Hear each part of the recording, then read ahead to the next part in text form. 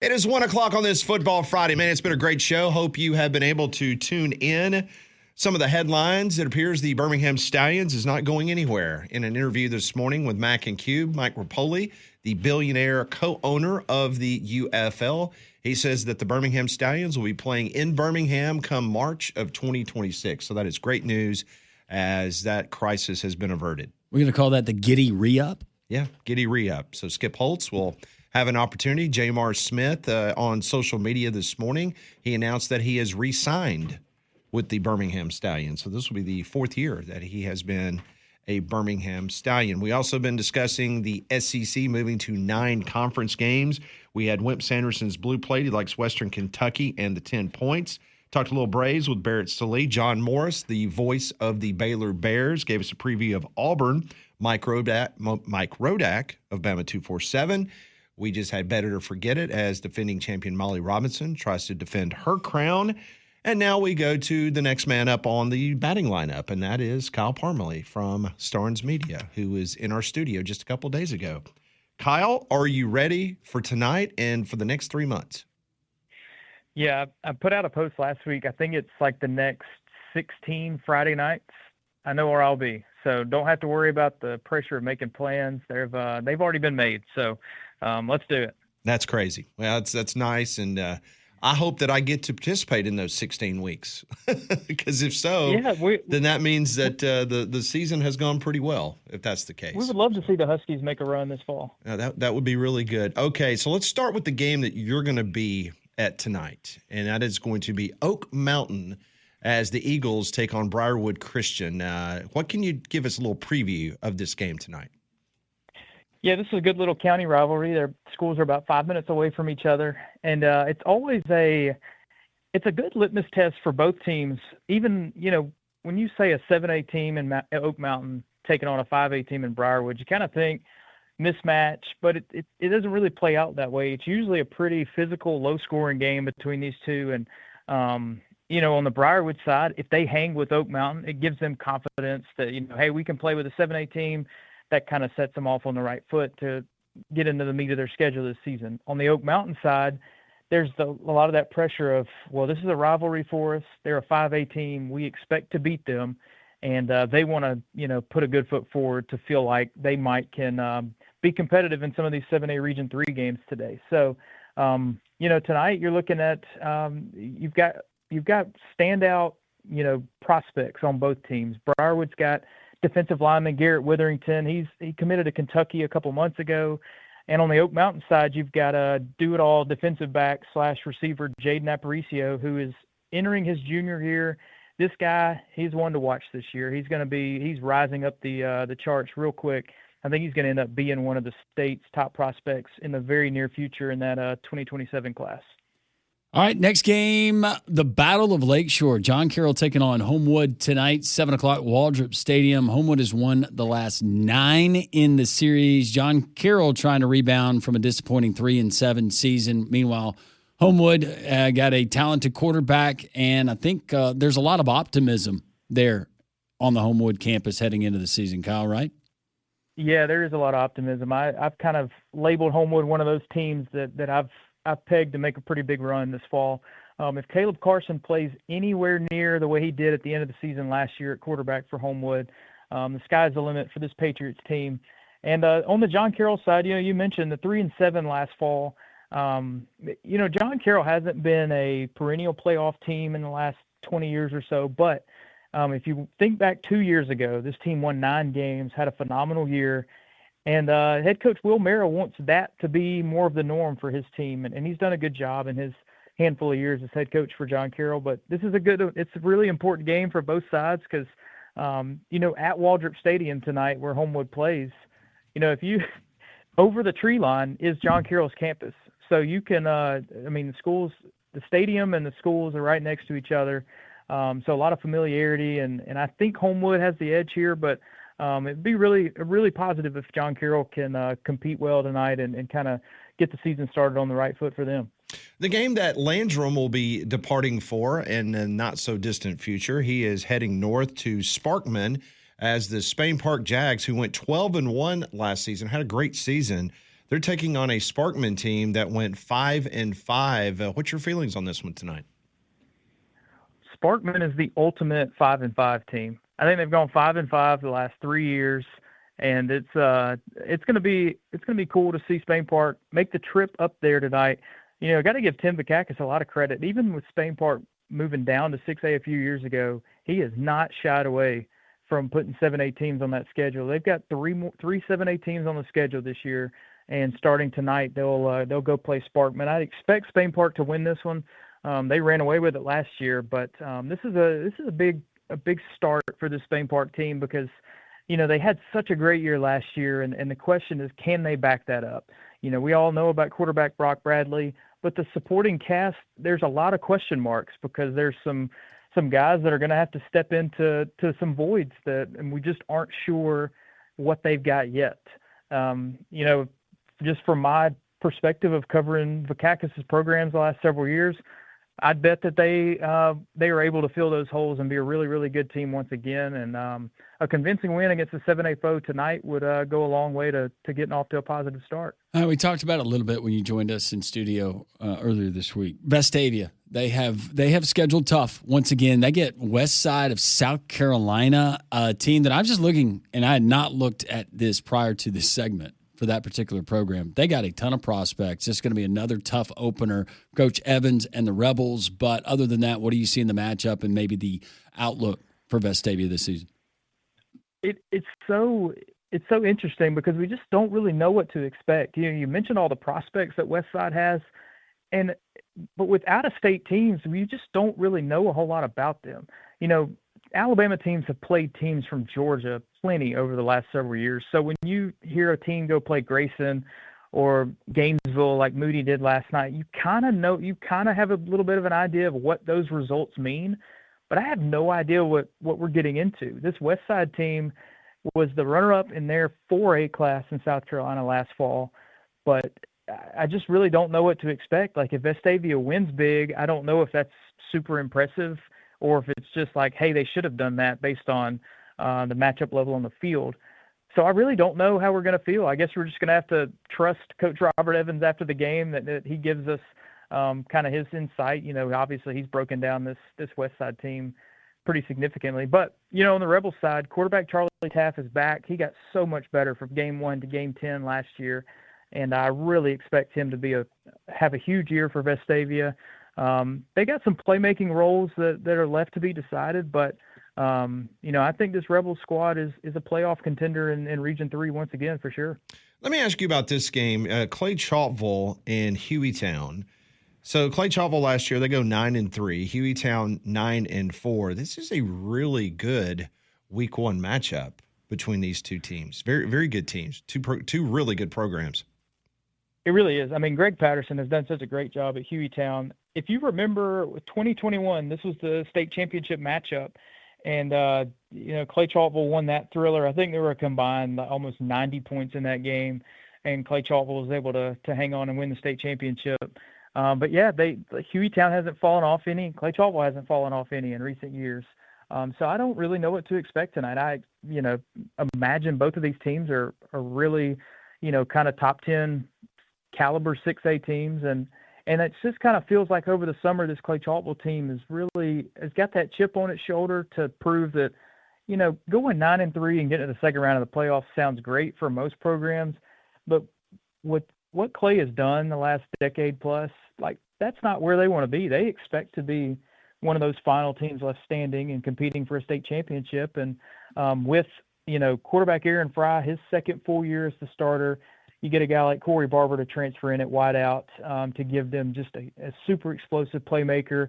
And, he's got there's a couple of young wideouts on that Clay Chalkville roster that people may not know their names now, but they will by the end of the year. So this Clay Chalkville offense, I think, is going to take a step forward.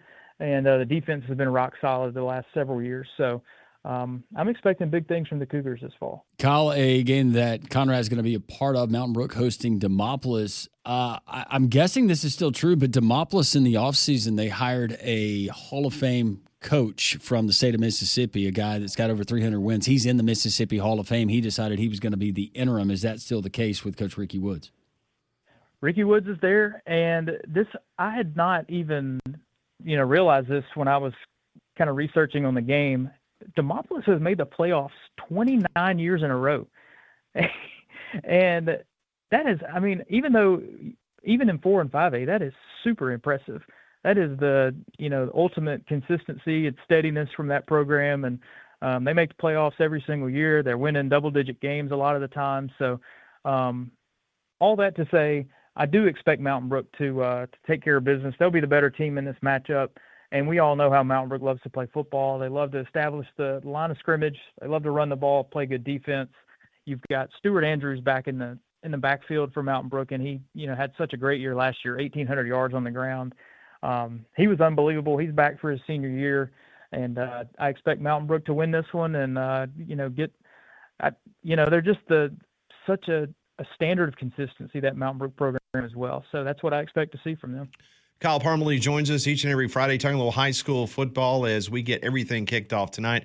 He's with Starnes Media, and also pick up Under the Lights at your local retailers because, man, it is a fantastic way to get your high school football season started. Let me ask you about Hoover and IMG. That game's going to be on ESPN2 tonight at 8 o'clock. And it's one of about a handful of games that you can actually wager on if you're not in the state of Alabama. Hoover is a 32.5-point underdog to IMG Academy tonight. The varsity team? Yes, the varsity.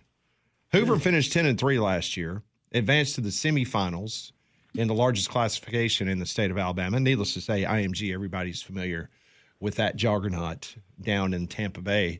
What can you tell us, not so much about tonight's game, but just about this Hoover team going into the 2025 season? The thing that I find the most interesting about this matchup is that when Hoover has played IMG in previous years, it's always been at the very end of the year, which at that point, in week 11, Hoover is just trying to get their starters to play 2 quarters, sit them down, rest up for the playoffs. And so these games haven't really been close. And yeah, like you said, 32.5-point dog is, that seems a little heavy to me, but that's kind of what this game is. Hoover obviously wants to go out on national TV and put forth a great showing. But the program that IMG runs, they're going to be by far the most talented team on the field every game that they play. But I do think this Hoover team is stacked on the defensive side of the ball. They've got guys all over the place that are going to play Division I and Power 5 football. And I am super excited to see what that unit does throughout the year. Now, on the offensive side of the ball, Hoover last year struggled to get consistent quarterback play. And, even so much so that they had Jonah Winston back there at times during the season. Well, they want Jonah Winston to have the ball in his hands as much as possible out, as a wide receiver, as a running back, all the different ways, because he's such an impactful guy. But what I want to see from Hoover is how that quarterback position shakes out, and if they find the guy that is ready to step in and kind of be that leader, that signal caller that can really elevate Hoover to some really high places this year. One more game I want to ask you about. Chelsea, they got off to a terrific start last year. They struggled in the back half, and it was a tough back half of the schedule, but they open up with Charles Henderson. What's your outlook for tonight, but also a little preview for the Hornets in 2025? Yeah, I think Chelsea should win this game pretty convincingly. That's what I see on paper anyways. And you mentioned Chelsea starting 6-0 last year was such a good thing for the program. They've struggled a lot in recent years trying to, they had that blip in 7A and that was way too much, and getting back to 6A, having a 6-0 start, that was so cool to see. But yeah, the schedule, stiffened up on them and it just it snowballed. But the thing that I've loved hearing from head coach Todd Cassidy is, he knew better than to get, way over the top when they went 6-0, but also he wasn't just down and out about how the season ended last year. He saw so many signs of progress for his program. He's got his running back. Chase Malone, this guy was, he was a one-man wrecking crew last year, 1,600 yards, had a huge year. He's back. And the thing to watch is there's another guy in the backfield with him, Morgan Barnes, that was hurt almost the whole year last year. And Chelsea really likes him too.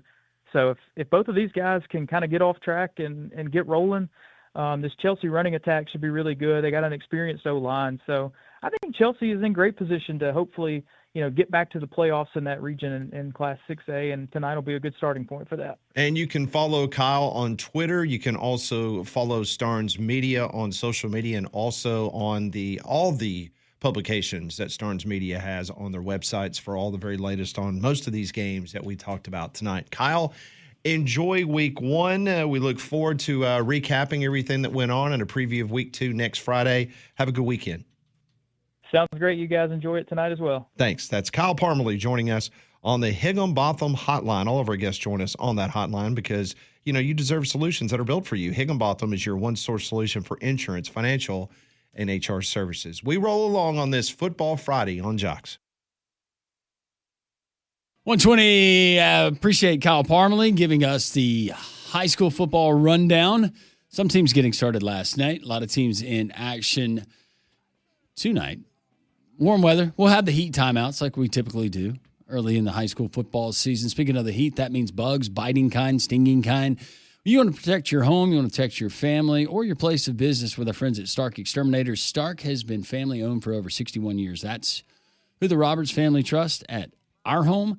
That's who you should trust at your home as well. You can call today for the free home or business pest inspection by simply calling 855-STARK now or going to starkexterminators.com. When you do so, you set up that appointment. One of their professional team members will come to your home or your place of business, inspect it thoroughly inside and out, come up with a detailed plan on how to attack any existing issues or look for any issues that could come up down the road. It's Stark Exterminators. Call for the free home or business pest inspection today. 855-STARK now or go to starkexterminators.com. And always, when you do so, tell them Landrum from Jocks sent you. So Auburn will have its final scrimmage of the fall camp, which will be coming up tonight. It will be basically a dress rehearsal of what they're going to experience next Friday night in Waco, Texas. If you missed our interview with John Morris, the voice of the Baylor Bears, go download the 3-Man Front podcast and take a listen to what he had to say about this upcoming season for Baylor. And they're very excited about Auburn folks coming to Waco.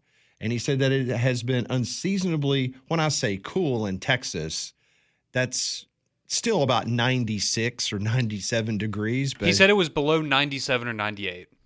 And that's huge. That's huge. Take it from someone that lived in the state of Texas. I mean, we didn't have the humidity that we have here in Birmingham. Hot is hot. You know what I'm saying? I mean, if it's 97, it's still hot. Hot's hot. But it's like you said, that probably means it's 95 degrees, not 97 or 98 degrees. When it's still going to be hot. But what was the stat he gave us? Is this the first ever SEC team? It's the first team? SEC team to play in the stadium that's been in existence for 11 years. But it's the first time these two teams have matched up since early 70s, Auburn and Baylor. That's crazy. It is wild. Need more of those matchups. Maybe we're going to get less of these kind of matchups because we got a 9-game conference schedule. But I'm 0-4. I will trade that. I've not been inside the stadium. I've been by the stadium, and it's impressive because it's right on the Brazos River. I think Auburn people will have a good time. It looks real pretty. In Waco. Go see the Bear on campus. Oh, you got to go to Mi casita. I almost asked him about That's it. right. Because the Scott Drew booth. The final question, I asked him, I said, hey, so what's some things that Auburn people could do if they want to go out there a couple of days early? And I was tempted because he said, man, we've got some great Mexican restaurants out here. I was like, yeah. You got one in particular. Mi casita. Okay, I'm totally going to change the tone of this conversation when it's going to be specific to Waco. I would be curious if I had some extra time. I know it's a horrible thing that happened. Yeah, I knew he was going here. It was a horrible thing that happened, but can you, I guess you can, is that closed off? I think the whole thing's been like. No, I know that. Well, I mean, I watched. Well, I know you watched it on But like, is there a television. memorial or something that you can visit? Yeah. Or just pass it by. I don't know. Okay. I knew you were going there. Of course you did. Well, I mean, it's fair. I think if you're I wasn't criticizing you. know. I just knew you were going to go there. You're going there, and I'm thinking, well, how much else is there to do if you got some downtime? Hey, Corey, how are you? How's it going, Landon? Happy football season. Happy football season. I'm here to talk about my Golden Gophers tonight, the Erie-Town Golden Gophers. The rivalry between Clay Chalk and Erie-Town, it has not been great. Trust me, I've been to every single last one of the meetings, and it has not been good. Are you talking about gets a little feisty? Well, no, I'm just saying, the results on the field, on the scoreboard, has not been great. And, hopefully tonight the Golden Gophers beat the Clay Chalkville Cougars tonight, hopefully. Hueytown has not beaten Clay Chalkville yet in the last 6 meetings. So I'm hoping that my alma mater gets it done tonight. I can't wait to see how this goes, how this game's going to turn out. And another thing, Pat, be careful how you use that word juggernaut when you refer to a high school football program. Please stop. Just don't do it. Which team did I mention was a juggernaut? Which one? IMG Academy. Oh. IMG Academy. Oh, well, I mean, they are. I mean, they're tough. What about those schools over there in California? What was the one of the Mater Day High School? I believe? Mater Day. That's another good one. Yeah. De La Salle. Yeah, Duncan. How about Duncanville, Texas? How about those? How about that team out there in Texas? There's plenty in the state of Texas. Yep. And of course, IMG's a little bit different than everybody else because obviously it's a factory. It's a laboratory. Yeah, it's exactly what it is. Yeah. So it's not quite like those ones that you just mentioned, Corey. They kind of stand out. Oh, yeah, I agree. Oh, I'll also, before I go, I have my I Ain't Scared college football predictions. Love it. Give it to us. All right, I got a few predictions. Texas will miss the college football playoff this year. Okay. Ohio State will win the Big Ten. South Carolina will win the SEC. Ooh. Okay. UAB will make it to a bowl game. Very nice. And Jacksonville State will win Conference USA. I love that. Those are great. Oh, yeah. Alabama will miss the playoffs. Auburn will make the playoffs. You going bold? That is bold. Very bold. Yeah. Yeah, that's my I Ain't Scared predictions. That's good. That's good. Corey, good stuff. Corey, thanks for the call. We appreciate you. Thank you. I'm looking at IMG right now at their prospects. Oh, my goodness. You got a 5-star offensive tackle committed to USC, 4-star edge committed to Oklahoma, 4-star safety committed to Georgia, interior offensive lineman committed to USC, another one committed to North Carolina, and another one committed to Florida. They're good. That's just 6 of their guys. They're good. And that doesn't factor in the, sophomores and freshmen that are probably going to end up at a lot of those same schools. 32 and a half. That's the number. That's the number in Las Vegas. I mean, that makes me think, do you remember the Bishop Sycamore thing a few years ago, that whole situation? That's what that kind of number reminds me of. Like, I understand if Hoover and IMG are on different levels, but I mean, Hoover's a very good football team. Very, very good team. What IMG? What do they promote? You're going to get specialized training if you're going to go to the next level. They kind of fine tune you. Is that it? Mm-hmm. Yeah, they go in there. I know that academics is supposed to be involved. What does that look like? Is that the online stuff? Weight training? Yeah. They're going to learn physics in the weight room, Landrum. They're going to stay in there for 8 hours a day. And then they're going to go to sleep in a cryo chamber, and then they're going to crack them out on Friday, go out on the field, hurt some people, and then go back in the cryo chamber. And it's worked out very well for them. Very much so. So you're telling me that they're going to maybe be challenged socially once they get to college? I don't know. I'm sure they have a pretty good social life down there. Do they what does NIL look like at IMG? Is that a thing there? Is IMG co-ed? I think it is. I think they have women's athletic programs too. Okay. Yeah. Because they do the same thing with basketball. Like that's where Cooper Flagg went to high school, I believe. Yeah, they're pumping out the athletes. Wonder how much it costs to send your kid there. I can only imagine. It's funny now because I'm starting to read some stories about some of these schools that have deals with SEC teams moving forward. And now that the SEC has moved to 9 conference games, we're starting to get a lot of people saber rattling. And the UCF athletics director, they've got a series with Florida. And so he was asked for a comment in regards to future series with the Gators. And will that be in jeopardy, perhaps, since the SEC is now going to 9 conference games? Because you know the game that the Florida Gators are going to keep in non-conference will be Florida State. Of course. It's not going to be Central Florida. And so he is saying that any canceling of future games without a prior approval from us will be a pricey one. And you wonder why people don't want to schedule certain teams. Yeah. This must be ultimatum week. I just Googled this. I thought y'all would be interested because this just blew my mind. Guess how much it costs if you want your kid to go to IMG Academy and they're going to live there, like on the campus because it's a boarding school. How much do you think it costs for 1 year? 1 year? $55,000. I'm going to go $85,000. $90,000. It's only $71,000 if they don't require on-campus housing. Yeah, but that's more than college. If you want your kid to go there, what if they want your kid to go there? Well, then maybe it's a little different. But I'm like, that's more than college. That's crazy. College is expensive. Yeah. Interesting. All right, when we come back, we'll do some Pat Ponders. We are less than 24 hours away from the start of the college football season. This is Jocks on a Football Friday. It is 1:34 on this Football Friday. Before we get to Pat Ponders, I was not familiar. Are you guys familiar with a book that is coming out soon called American Kings, a biography of the quarterback by ESPN writer Seth Wickersham?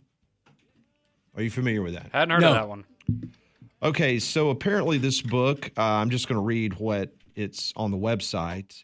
It goes deep into the quarterback journey, measuring the distance between what the men who have traveled it expected and what they found at the end of the road. Unprecedented access to the lives of dozens of quarterbacks, Johnny Unitas, John Elway, Peyton Manning, Warren Moon, Steve Young, and others, as well as those figures striving to be remembered like Caleb Williams and Arch Manning. So I was reading a tweet a couple of moments ago from Matt Jones from Kentucky Sports Radio, and he put out on Twitter, it's a screen grab of a section of Seth Wickersham's book. And I'm just going to read it. And it has to do with Arch Manning. Nobody knew where Arch Manning wanted to go to school. Some in the family preferred Georgia, where head coach Kirby Smart would coach him hard. Others, Alabama. The problem for Alabama was that Nick Saban, whom the Crimson Tide assistants affectionately called Daddy, was getting up there in years, and nobody knew how long he would be there. Texas kept lingering. Competition was so fierce that everything was fair game. It was public record that Steve Sarkisian had battled alcoholism, a disease that nearly cost him his career. Sark had rebuilt his life and work in recovery. But during one Zoom call with Arch, Golding, which we're referring to Pete Golding, was discussing Alabama schematics and culture, and then he went there. This is a direct quote from the book. "I love Sark," Golden said. "He's my friend." He paused. "I hope he can stay sober." After the Zoom call ended, Stewart called Golding. "Pete, that's effed up." Golding knew he had no choice. Quoting Golding, "Daddy's on me," end of quote. So according to this book, it's detailing some of the recruiting of Arch Manning. And when Pete Golding was at Alabama, he was referencing that perhaps Nick Saban was putting pressure on him. Hey, just make sure you throw out. You can't tell me that's the first time that's been used against Steve Sarkisian in recruiting. That would be no, it's not. But it's the fact that Nick Saban maybe is pressuring someone to do that, and just it's in black and white. Oh, that's why he was the GOAT. He got results. Goodness, because I'm sure Pete Golding. Look, he had a misstep. right? Absolutely. He probably was really reluctant to go there, but was forced to. So that is an excerpt. Was this from QB Kings? American Kings. American A Kings. biography of the quarterback. It is coming out September the 9th. Well, you might have just hooked me with that. So apparently there's going to be a whole section in there on Arch's recruitment. And it was interesting that Will that be offered on tape? some of the family wanted him to go to Georgia. Others in the family wanted him to go to Alabama. But He ended Arch up at wanted to go to Texas. Want to hang out with Matthew This, McConaughey. if they offer the audiobook version of that will be my podcast for the fall with my earbud listen to in as that. I go to sleep. Yeah. Yep. There you go. So interesting stuff. All right, let's do some Pat Ponders brought to you each and every day by our good friends out at Courtesy GMC and Trustful. I want to know what you're thinking. Tell me what's on your mind. It's time for Pat Ponders. Get by and see Josh Gargis, Drew Lally, Tommy Rowan, the great people there at Courtesy GMC and Trustful, or visit their online inventory at courtesybirmingham.com. Question number 1. If you had to pick a college football team to root for, and it's a non-Power 4 team, and the team is not residing in the state of Alabama, who are you rooting for? I got to go Louisiana Monroe. I'm buddy Bryant Vincent, got Cam Blankenship, Ernest Starr, a lot of those cats, either from UAB and then prior to UAB, my friendship with Bryant. I'll go ULM, Warhawks. Oh, I'm going out there. I'm going Sacramento State. I love what they have done. It's going to be very fascinating to see how it works out, but they have a lot of really talented dudes who have maybe not made the best choices in their life, and it'll be very interesting to see how it works out. Does that count, though? Is that you said I just said non-Power 4. You didn't so, yeah, say they had to technically, be yeah. Sac State, baby. Sac State. Molly? I'm going to say Western Carolina because my your grandfather grandfather. was from Cullowhee, and he was a diehard Catamount. Okay. Hear that, Coach Hatch? Yep. Well, she couldn't pick an in-state school. So. I know. I can, yeah. I was thinking Sanford, though, until you said that. Question number 2. Yesterday, Ole Miss launched another different helmet for 2025. Florida and Nebraska will debut alternate helmets as well for this upcoming season. So where do you personally stand on alternate helmets?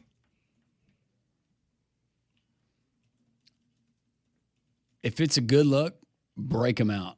I love a new look. I know people are weird about it with certain programs, but yeah, if you're going to do it nowadays, I've just gotten so accustomed to it. We've seen Oregon do it, a different one every week for how long? Long time. I think it actually kind of adds to it. I'm a helmet geek, so I have no problem with it. Yeah, I like the alternate stuff. It's just like in the NFL. Like I love the color rush jerseys. Now, granted, some of the MLB ones, Yeah. but at least in football speaking, I love when they mix up the uniforms. And every now and then you get one where you're like, that's not a great look. But generally speaking, I would say 8 out of 10, 9 out of 10 times, it's something unique. It's for 1 week. It gives the fan base something to get excited about. So I like it. I like them. I think they're fun. Do something different for once. And that I think the Ole Miss one is sharp. That new one they just came out with. Yeah, that's a good looking helmet. I really like that. I was reading a story earlier this week that Middle Tennessee State that had an alternate helmet. I think they had a chrome and a white helmet. Mm-hmm.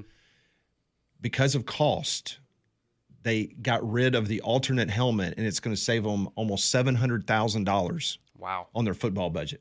I saw that. Wow. Yeah, that's crazy. And they're gonna kick that back into NIL. Yep. Which probably a smart decision. Program like that where you can cut money, yeah. If you're Oregon, you're not worried about it. If you're Ole Miss, you're not worried about it. No, because I think Ole Miss is also tied into one of their major corporate sponsors. That's is it Realtree? Is that who it is? Oh yeah, the hunting company. So. The hunting company in Mississippi. Yeah, they give a lot of money to the NIL. Well, there you go. For the Rebel that's Grove. where Juice. I think they hooked Kiffin up with Juice's. Whatever. We're family, bloodline. I was about to say, is he a hunting dog? I think his family was. Or family's hunting dogs, yeah. Yeah. Champion hunting dogs. I think maybe not. Maybe they're all party animals like Deuce or Juice. All right, next question. So, Alabama wide receiver Ryan Williams blessed his teammates with Beats by Dre headphones. He became one, I think, of 9 college football players. Yeah, I that saw a signed bunch deals. of teams doing that. Yeah, so he gave his teammates these headphones. If you were on the team and you were given a pair of those headphones, would you use them, keep them for posterity, or sell them? Based on your own personal, whether you listen to music and use headphones and et cetera. That's what I'm referring to. I would use them. I'm just frugal when it comes to certain things, and I've just never wanted to. I bought my wife some, but never bought them for myself, but I would absolutely use them. Yeah, I mean, well, okay, I would use them. I prefer like the AirPods. I don't like the over-the-ear earbuds as much, which is what the Beats are. So, I mean, I would use them some, but I just like using my AirPods. But I would 100% keep them because I saw with all the schools, the box that they come in has the school's logo and branding and all that. It's, you're not going to be able to buy that anywhere. So, yeah, I would probably keep it safe. I'd use them every now and then, but I'd mainly keep it for a posterity memento. Yeah. I would definitely use them because imagine you're walking into the stadium, you got your sunglasses on, you got your headphones on, you're locked in. It's a cool look. And plus, I have a pair of Beats, but they're well over 10 years old. And I prefer over-the-head headphones to my AirPods because my old little like silicone things you have to put in them broke. And I have to use the larger ones, but I have really small ears. So the AirPods tend to hurt my ears more now. So I prefer the over-the-head. Okay. It's personally. good. It's good, too, when you get into the colder months and you're doing play-by-play in the elements or sideline. That Keeps keep you your warm. ears Keeps you warm. Yeah. Question number 4. This week in 1987, the movie Dirty Dancing opened in theaters. No. No Give one a puts rough baby in the estimate corner. how many times in your lifetime you have seen the movie Dirty Dancing. 300 and I've seen it at least 5 times. My sister used to always want to watch it when I was a kid. I'd say at least 5 times. Full start to finish. I have never seen that movie. What? Oh, Conrad, a movie feature coming up no. next summer. You I've have to watch never Dirty seen Dancing. that. Is that Kevin Bacon? No, that would be Or Patrick Patrick Swayze. Swayze. Patrick Swayze, Jennifer Grey. I'm sure it's fine. The movie in the title, it says dirty, and you haven't watched it. Surprisingly, no, I have not. Shocking. I'll have to get on. It's really not that dirty.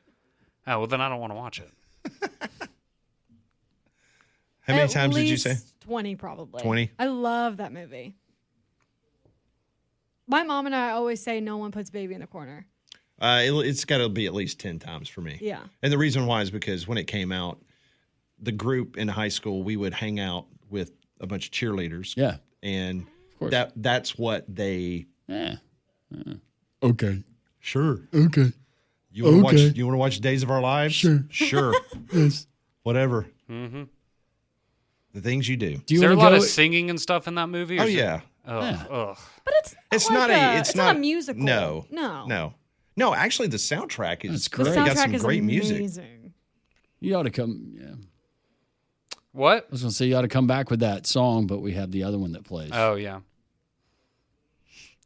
Maybe you and Damien can watch it together next Maybe so. next summer. Yeah, maybe so. All right, we're going to finish the week on this high note. Which of these do you like to smell more? Ooh, this is good.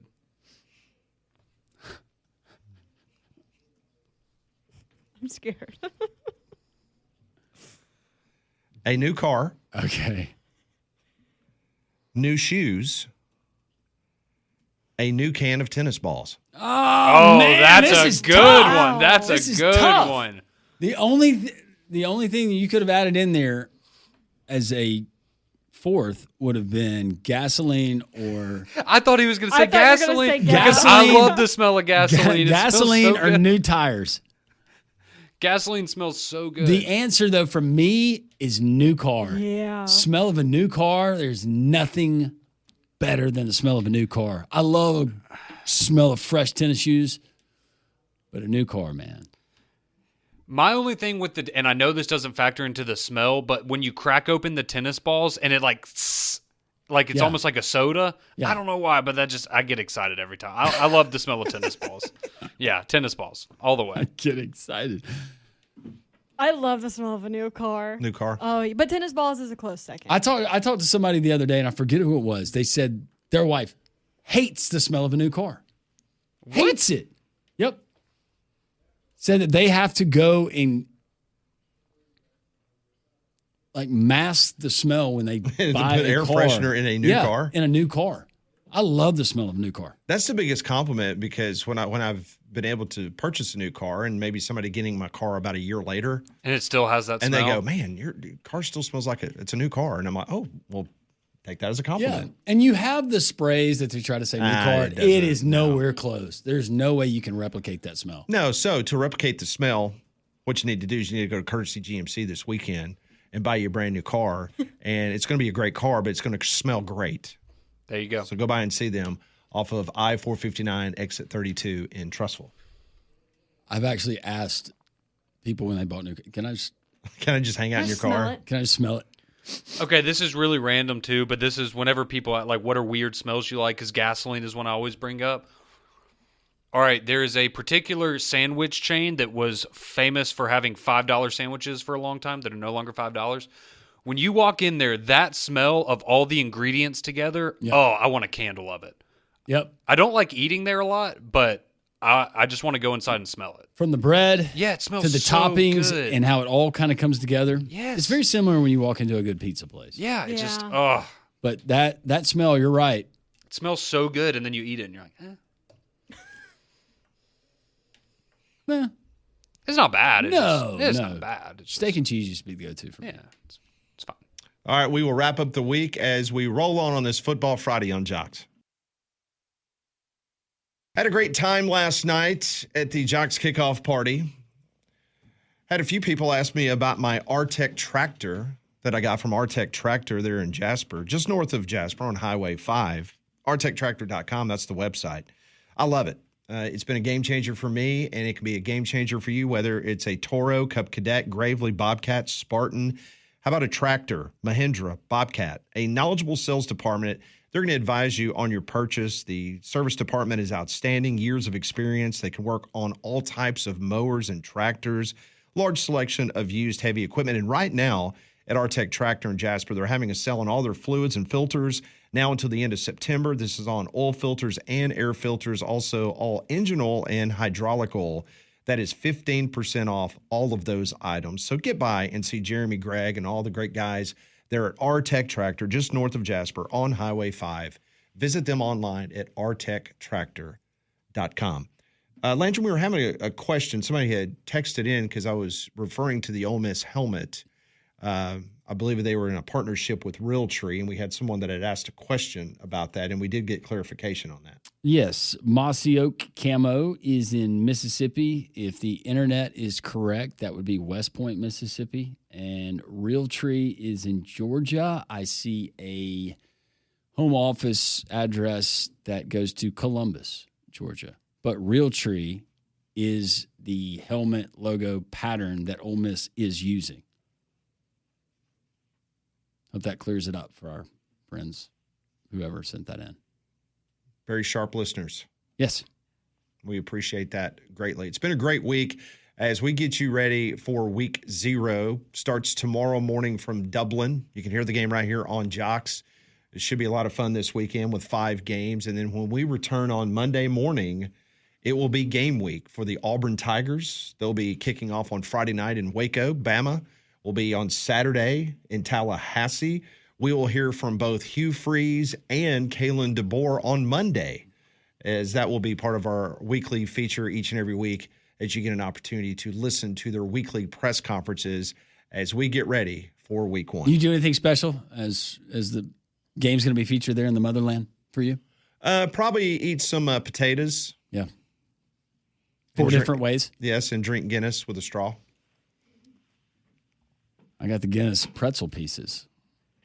Oh, yeah. They're money. Molly likes them, too. All right, that's going to do it for us. We appreciate it. Enjoy all the high school games tonight, all the week 0 action, all 5 games tomorrow. Monday, it is officially week 1, game week. Have a safe weekend. We appreciate you doing it.